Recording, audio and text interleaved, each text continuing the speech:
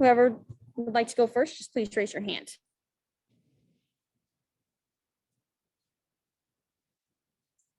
Oh, shoot. Rafiq?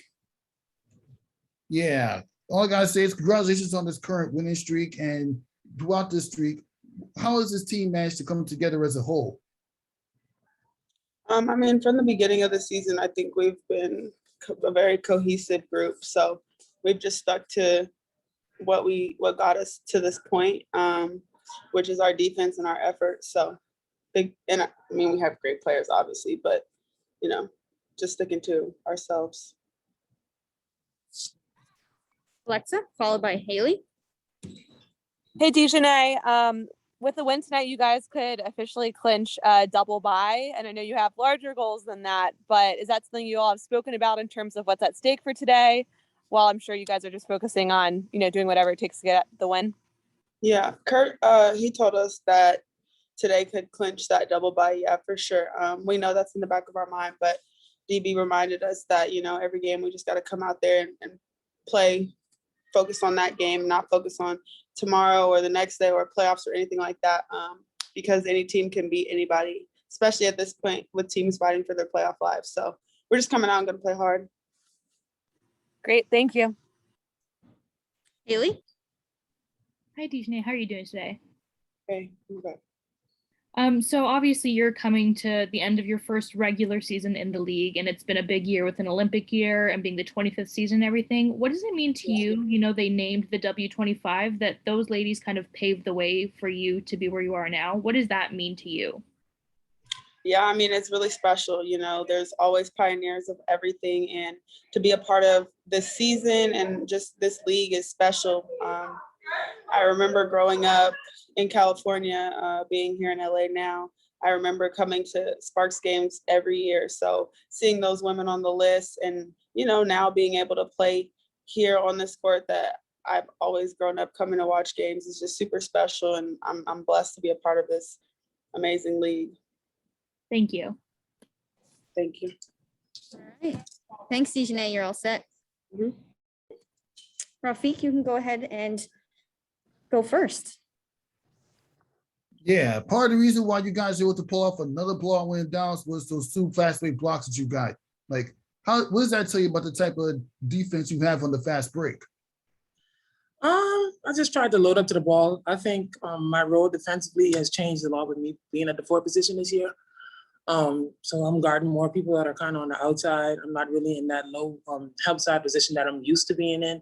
I'm at the 5 when I play with AT. So I think a lot of the plays and stuff that Dallas ran in our last game against them kind of just put me in a position where I was the low weak side defender, and I was able to kind of rotate in there and block shots. And I understand this, you're more focused on a lot more than just this, but with this, if you win tonight, you'll get a double bye. And how important will that be for your team going forward as you try to get back to the finals? It's really important. We understand that it's definitely an advantage going into the playoffs. We understand that most teams that are in those situations go on to the finals, and it kind of allows us to rest our body and prepare for our next opponent, or the opponent that makes it out of the quarters. So we're excited about it. We understand the opportunity that we have, but ultimately we have to take it one possession, one quarter at a time. Appreciate your insight and good luck. Thank you, man. Alexa? Hey, JJ, how's it going? Hey, Alexa, how are you? Good.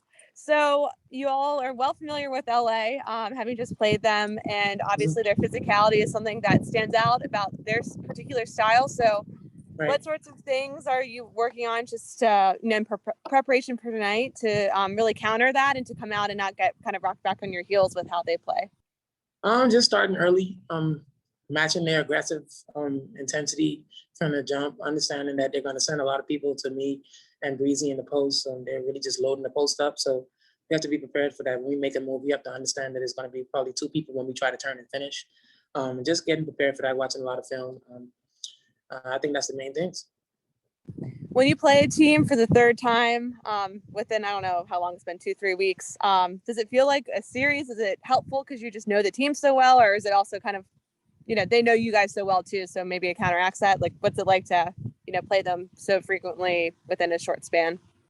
Yeah, it definitely feels like a series. It definitely prepares us for playoff basketball, especially with LA and their physicality, their intensity. So it definitely feels like a playoff game, and so we're excited about that. And all the games that we've had this season, where we've gone like back to back against a team, have really just felt like a series. So we take advantage of that opportunity, and we understand that it's a good baseline for us to kind of prepare for the playoffs. Cool. Thanks so much. Good luck tonight. Thank you. Charlotte? JJ, nice to see you. Kurt had mentioned the other night after your latest win, there was kind of a lot of joy in the locker room post-game.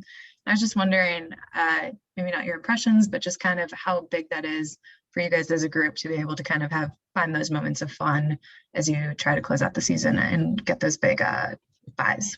Excuse me. Yeah, I think it was really good. I just felt like the way that we moved the basketball, how locked in we were defensively, just everything in that game just felt like it was just, clicking on all cylinders. And we felt it. And we had so much fun playing out there, just translated to the locker room. A lot of times you kind of get into the flow of the season and, you just try to take it one game at a time and it gets really tough. But it was good to just be able to laugh and joke and just have fun.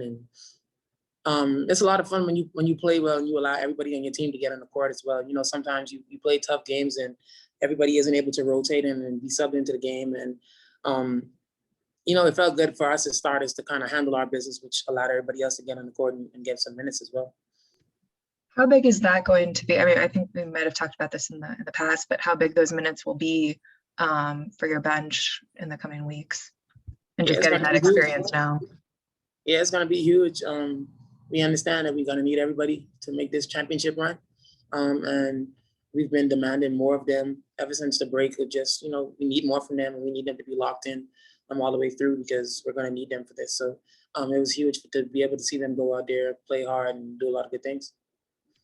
And then just to quickly follow up on that, sorry, when you say you're demanding more from them, what do you just kind of in practices? Are you calling them out more? What does that actually look like, if you don't mind? Yeah, just making sure that they understand that they have to be locked in at all times, that their numbers are going to be called, and that we need them because right now as starters, we're playing a lot of minutes. And in order for us to be able to sustain the level that we're playing, that we're going to need our bench to come in and just be able to give us very good productive minutes. And so we're just, we're always in their ear about that and just making sure that they understand they have to be ready. Thank you. No problem. Thanks, JJ. Thank you, everyone.